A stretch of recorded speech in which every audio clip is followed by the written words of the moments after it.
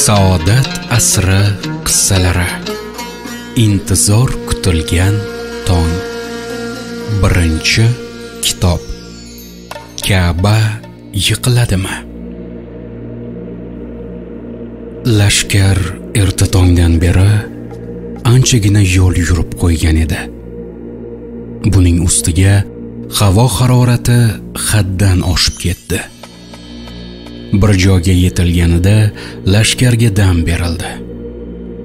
Otlar, tuyalar bo'sh qo'yib yuborildi. Ulovsiz yayovlar to'xtagan joylariga cho'kib qo'ya qolishdi. Atrofda birorta ham tikkaygan daraxt yoxud yashillik ko'rinmas edi. Yassanib yotgan qum sahrosi ora-sira uchraydigan kichik tepachaliklar bilan goh balandlashib, goh pastlashib, ufqlargacha davom etardi. O'sha yili Muharram oyi qishning salqin kunlariga to'g'ri kelgan. Lekin bu yerda qish so'zi nisbiy tushunchaga ega. Chunki Arabiston yarim orolida bu oylar ham odatda yozdagidek issiq bo'laveradi. Meshlardagi suv qon kabi iliq. Bunday havoda hech kim iliq suv ichishni istamaydi. Ammo nachora, ichmaslikdan boshqa chora ham yo'q. Askarlardan ayrimlari cho'ktirilgan tuyalarga suyanib, ayrimlari bel bog'larini qumga yoyib, ustida uxlab qolishgan. Dam berilganidan keyin uyg'oq biror kimsa qolmagan hisob. Tur o'rningdan og'ayni. Tinchlikmi? Turganingdan keyin bilasan. Askar istamay o'rnidan turdi. O'zga qolsa-ku, yana soatlarcha shirin uyqusini davom ettirgan bo'lardi. Uzun-uzun esnadi. Bu yo'l qachon tugaydi, og'ayni? Qayerdan bilay? Aburg'oldan so'ra. Sabrim tugadi-da. Meni ham jonimga tegdi. Shu palla yurishga buyruq berildi. Ortidan chang to'zon qoldirib, lashkar Makka tomon siljiy boshladi. Orada yurib qolgan gaplarga qaraganda, yana 2 kundan keyin Makkaga yetib borilish kerak. Abu Rig'ol bu oqshom Mug'ammisga borilajagini, u yerdan esa Makkaga 2 odimlik yo'l qolishini so'zlardi. Qorong'u tushguncha davom etgan bugungi yurish to'xta amri bilan nihoyat topdi. Yuklar tushirildi, chodirlar tikildi. Abraha xizmatchisini yuborib, Abu Rig'olni chaqirtirdi. Abu Rig'ol Abrahaning huzuriga kirib, yerni o'pdi. Bu joyning nomi nima? Hukmdorim, bu joyni Mug'ammis deyshadi. Makkaga hali uzoqmi? Yetib keldik deb hisoblayvering. Hoy desangiz, ovozingiz yetadi. Bir kunda yetib bora olamizmi? Bir kunga bormas, yetib keldik hisobi, hukmdorim. Abraha yuzida mamnunlik alomatlari ko'rindi. So'ngra bu yerda bir necha kun qolamiz. Taxtim qurilsin, deb buyurdi va Abu Rig'olga ketishga izn berib, o'zi dam olish uchun to'shagiga cho'zildi. Nihoyat ulug' orzusi amalga oshadigan kunlar yetib kelgan edi. Haftalab yurilgan yo'llar oxiriga yetgan, chekilgan mashaqqatlarning mukofotini olish onlari yaqin qolgan edi.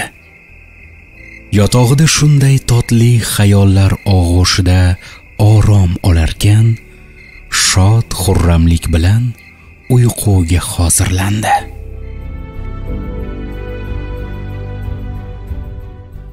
Abu Rig'ol Toyif shahridan edi. Makkadagi muborak uyni Ka'bani buzish uchun kelgan Abraha lashkarlari Toifga hujum qilmoqchi bo'lib turganida, bu shahar oqsoqollaridan Mas'ud ibn Muattib boshchiligida bir hay'at uning qarshisiga chiqdi. Ey podshoh, sen vayron qilmoqchi bo'lgan uy Toifda emas, Makkada. Bizning senga qarshi urushadigan kuchimiz yo'q. Agar Toifga hujum qilmasang, seni Makkaga eng qisqa yo'l bilan olib boradigan yo'l boshlovchi beramiz, dedi toifliklar. Abrahaga bu taklif xush yoqdi.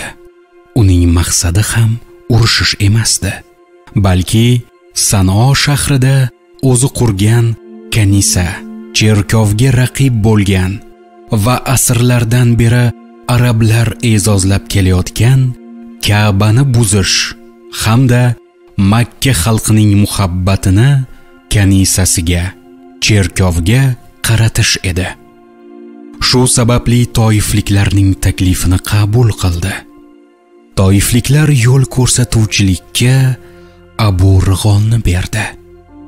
Abu Rig'ol Toif Makka yo'lini 5 barmog'idek yaxshi bilardi. Ko'p karvonlarga yo'l boshchilik qilgan.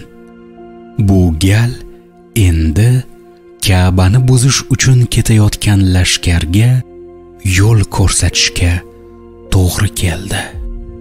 Ajabo, bu xizmati evaziga nima berar ekanlar? Xizmat haqqi masalasida hali kelishmagan edi. Haqqini Abraha berarmikin yoki toifliklarmi?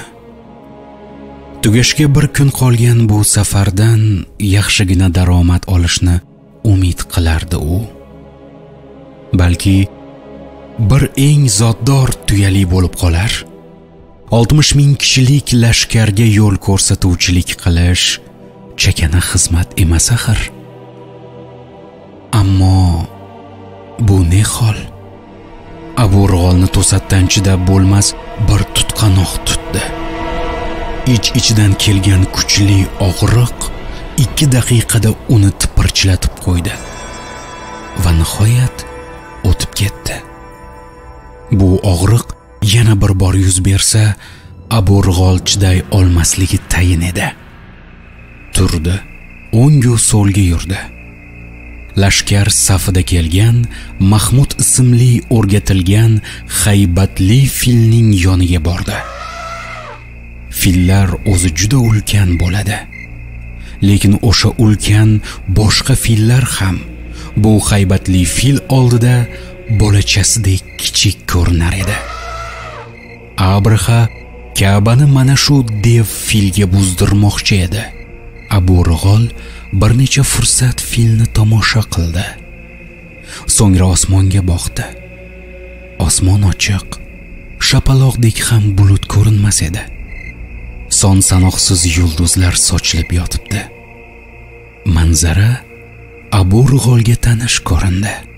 Yillar davomida karvonlarga yo'l ko'rsatuvchilik etgan Abu Rig'ol doim mo'ljalni yulduzlarga qarab olar. Asosan kechki salqin bilan yurilgani uchun yo'llarni mana shu yulduzlar yoritib turar edi. U yana yurdi, chodirga kirdi, o'tirdi. Qo'qqisdan tag'in ich sanjiy boshladi. 5 daqiqalar chamasi vaqt o'tgach, Abu Rig'olning harakatlari sekinlashdi va nihoyat vujudi harakatdan to'xtadi, tinchib qoldi. Ertalab uyg'ongach, yurish taraddudi boshlandi. Lekin lashkarga yangi e'lon eshittirildi.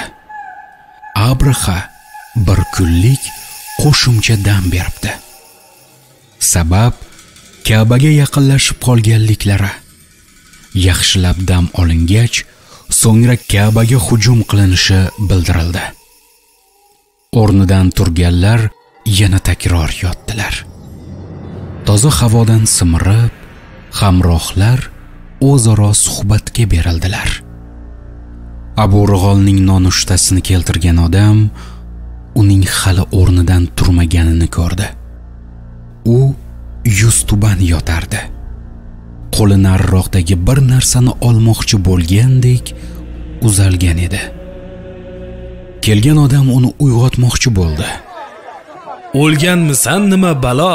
Turay Abu Rig'ol. Abu Rig'olning tanasi qimirlamasdi. Askar hayron bo'ldi. So'ngra baqira ketdi. O'libdi! O'lib qopti! Kim o'libdi? Abu Rig'ol o'libdi! deya titradi haligi askar. Bir soat ichida 60,000 kishilik butun qo'shin bu noxush xabarni eshitdi. Abraha nonushtasini bitirgach, xizmatkorlari uning qulog'iga bir nimalarni pichirladi. Nima? O'libdi? Abraha ishonmadi. Aljirama, kechgacha oldimda edi-ku. Hukmdorim, o'lgani aniq. Borib, o'zing ko'rib kelchi. Bular bo'lmas mishmishlarga ishonaverasanmi? Xizmatchi chiqib ketdi. Qaytib kelib, birgina so'z aytdi. O'libdi. Abraha bo'lishi mumkin degandek boshini qimirlatdi. Va zotan biz ham qarib Makkaga kelib bo'lgan edik. So'ngra buyurdi. Chuqur qazib, o'likni ko'minglar. Abraha filboqar Asvad ibn Maqsudni chaqirib, unga bir necha suvoriy berdi va Makkaga jo'natdi. Asvad Makka tomonga borib, u atrofda o'tlab yurgan tuyalarni haydab keltirdi. Bu tuyalar orasida Makka raislaridan biri Bani Hoshim urug'i rahbari Abdul Mutallibning 200 tuyasi ham bor edi.